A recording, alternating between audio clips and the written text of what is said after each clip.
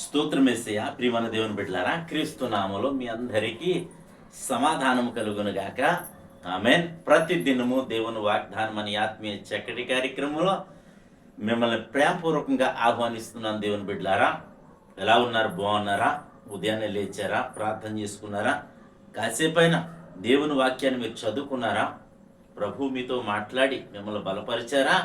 ప్రతి ఒక్కరూ ఆయన సన్నిధికి వచ్చి ఆయన సన్నిధిలో గడిపిన ప్రతి ఒక్కరిని ఆయన ఎంత మాత్రము త్రోసివేయని దేవుడు గనుక మరి ప్రతి ఒక్కరిని ఆయన బలపరుస్తారు, స్థిరపరుస్తారు గనుక మరి ఆయన సన్నిధిలో ప్రతి ఒక్కరూ మీరు గడపాలని మీకు తెలియచేస్తూ ప్రతి దినము దేవుని వాగ్దానం అని ఆత్మీయ చక్కటి కార్యక్రమంలో వాగ్దానాన్ని చదువుతున్నాను.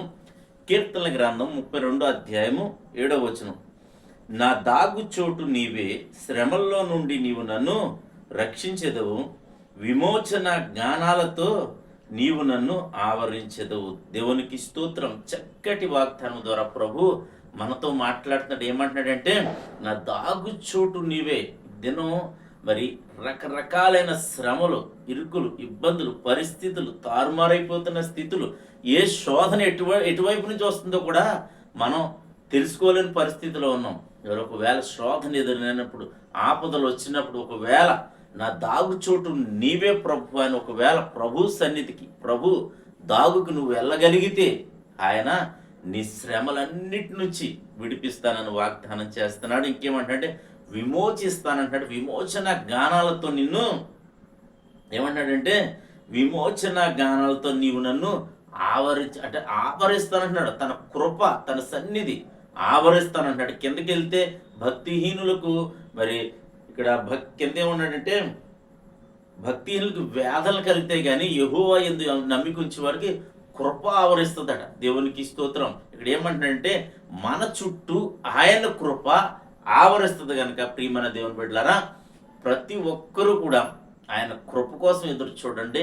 ఆయన దాగుచోటు నీవే, ఆయన్ని ఆశ్రయించండి, ప్రభు అయిన యేసుక్రీస్తుని. అప్పుడు మనము రక్షించబడతాము అని. ఏ శ్రమ ఉన్నా, ఏ ఇబ్బంది ఉన్నా, అది మరణాపాయమైనను సరే తప్పక ఆయన రక్షించే దేవుడు. ఆయన నేను ప్రకటిస్తున్న నజరేయుడైన యేసుక్రీస్తు అని మరొకసారి మీకు తెలియచేస్తూ దేవుడి మాటలు దీవించునుగాక. ఆమెను ప్రార్థన చేసుకుందాం. స్తోత్రము తండ్రి, వందనాలు యేసయ్య. ప్రతి దినము దేవుని వాగ్దానం అని ఆత్మీయ చక్కటి కార్యక్రమంలో తండ్రి మీరు ఇస్తున్న వాగ్దానములకే స్తోత్రాలు. అవును ప్రభువా, మా దాగు చోటు నీవే నాయన. శ్రమల్లో, ఇబ్బందుల్లో మమ్మల్ని పరామర్శించి ఆదరించే గొప్ప సమరయుడు తండ్రి, నీకు వందనాలు, నీకు స్తోత్రాలు, స్తుతులు చెల్లించుకుంటున్నాం. ఎంతమంది ప్రజలు ఏ అవసరతల్లో ఉన్నారో, ఇరుకుల్లో ఉన్నారు, ఇబ్బందుల్లో ఉన్నారో నాయన, కొట్టుమిట్లాడుతున్నారో, ఏ నాయన కాడి కింద నలగొట్టబడుతున్నారు, ప్రతి ఒక్కరిని క్రీస్తు నామములో మీరు విడిపించమని ప్రార్థిస్తున్నాం. అలాగే తండ్రి నాయన, రోగులుంటే స్వస్థపరచండి, పాపం నుంచి విడుదల, క్షమాపణ దయచేయండి, రక్షణ మార్గం వైపు నడిపించండి. అలాగే తండ్రి, వివాహం కాని వారికి వివాహాలు, గర్భఫలం బడి గర్భఫలాలు దయచేయండి, ఉద్యోగాలు లేని బిడ్డలు ఉద్యోగాలు దయచేయండి, చదువుకున్న బిడ్డలకు తోడై ఉండండి. మా గ్రామాన్ని, మా రాష్ట్రం, మా దేశాన్ని కాచి కాపాడండి. మా సరిహద్దుల్లో నెమ్మదిని దయచేయమని, అలాగే తండ్రి మా దేశ ప్రజలను, నాయకులను, మంత్రులు అందరినీ కూడా మీరు జ్ఞాపకం చేసుకోనమని, ఈ దినం ఎవరైతే మ్యారేజ్ డే, బర్త్డే జరిపించండి బిడ్డలందరికీ క్షేమాన్ని, సమాధానాన్ని సంవత్సరం అంతా నీ దయకిరీటం నుంచి మీరే మహిమ పొందమని క్రీస్తు నామములో అడుగుచున్నాం తండ్రి. ఆమేన్. నేను నమ్ముతున్నాను ప్రియమైన దేవుని బిడ్డలారా, ప్రభు మనందరినీ బలపరిచారు. గొప్ప వాగ్దానంతో దినాన్నే మనల్ని ఆదరించారు కనుక ప్రతి ఒక్కరూ వీడియోని లైక్ చేయండి, షేర్ చేయండి, ఛానల్ సబ్స్క్రైబ్ చేసుకోండి. మరి మరలా వాగ్దానాన్ని ఎత్తిపెట్టి ప్రార్థన చేయండి. దేవుడు నిన్ను, కుటుంబాన్ని మరి బహుగా దీవించునుగాక. ఆమేన్.